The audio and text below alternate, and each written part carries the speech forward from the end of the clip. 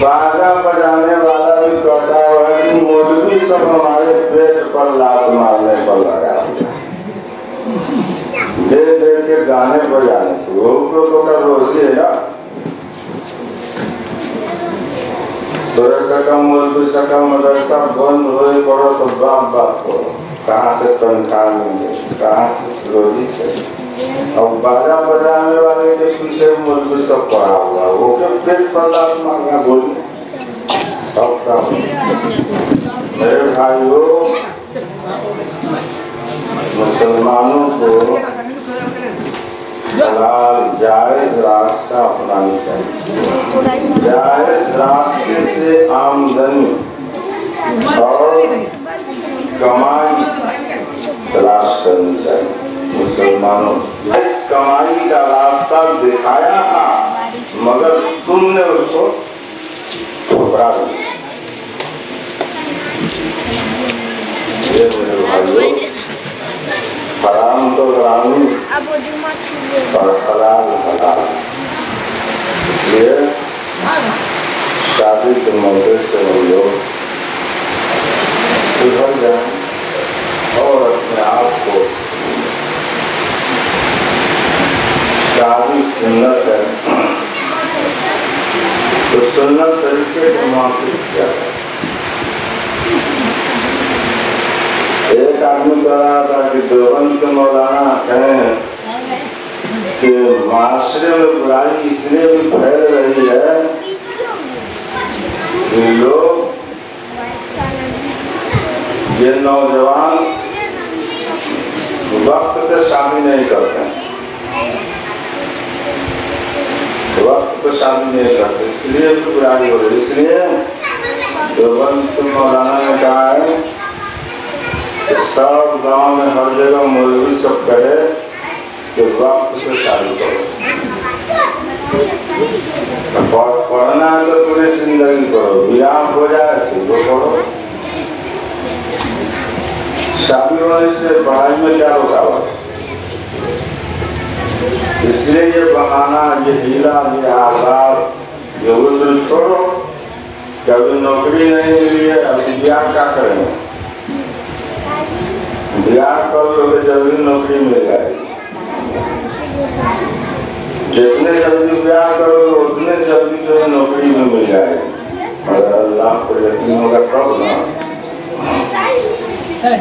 जितना नौकरी करते करते बुढ़ा हो गया, न नौकरी मिली न वक्त पे ब्याह होगा, लास्ट में ब्याह करता। तो वक्त मौलाना कहे हैं कि जल्दी वक्त पे शादी करो, मगर कहते हैं कि ढाकर की तरफ वो आ रहा है, जहाँ देखते वहाँ ढाकर नजर आता है। वक्त पे शादी करोगे बुराइयां कम होगी। माशरे में बुराई फैलने की एक वजह यह भी कि वक्त पे ब्याह शादी नहीं करता। वांकिहुल अयामा मिनकुम वस्सालिहीन मिन इबादिकुम व इमाइकुम इन यकूनु फुक़रा युग़निहिमुल्लाहु मिन फ़ज़्लिही। वांकिहुल अयामा, जिसका ब्याह नहीं हुआ है उसका ब्याह करवा दो। वांकिहुल अयामा वस्सालिहीन मिन इबादिकुम, लड़कियों का भी करवा दो और लड़कों का भी करवा दो, सबका करवा दो। छोटका छौड़ा भी अगर जिद करे तो उसका भी करवा दो। जिद करे तो ये समझता जो कभी तो नवाजी बच्चा विवाह भाइयों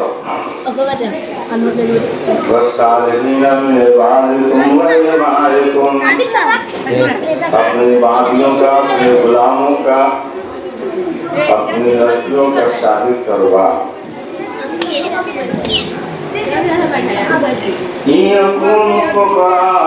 अगर गरीब होंगे, फकीर होंगे,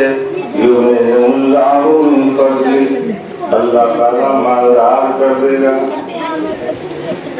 तुमको तुम्हारा कुरान कहता है कि ईमानदार कर देगा अल्लाह, तो कहता है कि ब्याह करेंगे तो झुमका कहाँ से लाएंगे, टिकली कहाँ से लाएंगे। अरे झुमका पड़ा न लड़कियों को सवाल न लड़कों को सवाल। लड़की तो बीच में बैठा ले रहे, लड़की में कर दिए जिसके पास 3 मंजिला मकान नहीं है, ब्याह दोनों करेगा। 50,000 का महीना का मंजिल तो इससे ब्याह दोनों करेगा। 10,000 12,000 में हमरे के लिए अपने खरीदे बाल बच्चा तो तवक्कुल खत्म हो। आज हिंदुस्तान में तो ये बच्चा पैदा करना है, तीसरा का खाना कपड़ा कहाँ से आए। 2 का तो एकदम रिजर्व है, 2 कभी भूख न मरेगा। 2 पैदा करिएगा तो दोनों भूखा न रहेगा, 3 पैदा करिएगा तो भूखा रहेगा। अल्लाह चाहे ना तो एक भी बच्चा तेरे पास है तो तू भूखे मरेगा। अल्लाह रोजी कम कर दे तो एक बच्चा वाला भी भूखा मरेगा। और अल्लाह अगर चाहे तो फिर ज्यादा बच्चे वाले भी भूखे नहीं रहेंगे। अल्लाह बहुत से लोग इस जमाने जाहिलियत में अपने बच्चों को कत्ल कर देते। कहाँ से खाएगा, कत्ल करो बच्चों को, कत्ल करो। कुरान ने कहा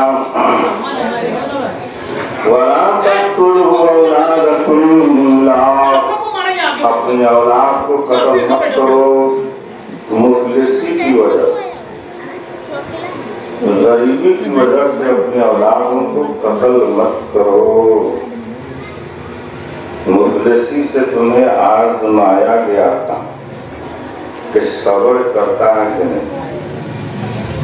ये नहीं कि तुम उसको कत्ल कर दो, हमेशा हम गरीब ही रहेंगे। तो क्या अल्लाह फरमाता है क्या अल्लाह ताला अपनी रहमत के दरवाजे को खोलेगा। तुम औलाद के बारे में ये कहो कि उसे कौन खिलाएगा, तुम अपने बारे में तो सोचो कि हम कहाँ से खाएंगे। तो पहले तू मर जा, उसके बाद उसको मारना। औलाद को बाद में कत्ल करना, उसके बारे में सोचता। तू पहले अपने बारे में सोच के कहाँ से खाएगा। जिस तरह एक को खिलाता है उसी तरह सबको खिला सकता है।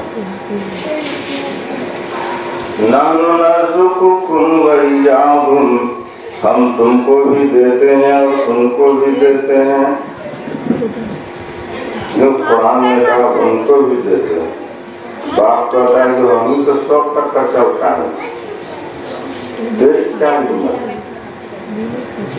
तो खुद अपना खर्च नहीं उठा सकता और आपका खर्चा कहाँ से उठाएगा। कुरान तो कहता है तुम उनको भी देते हैं और तुमको भी देते हैं।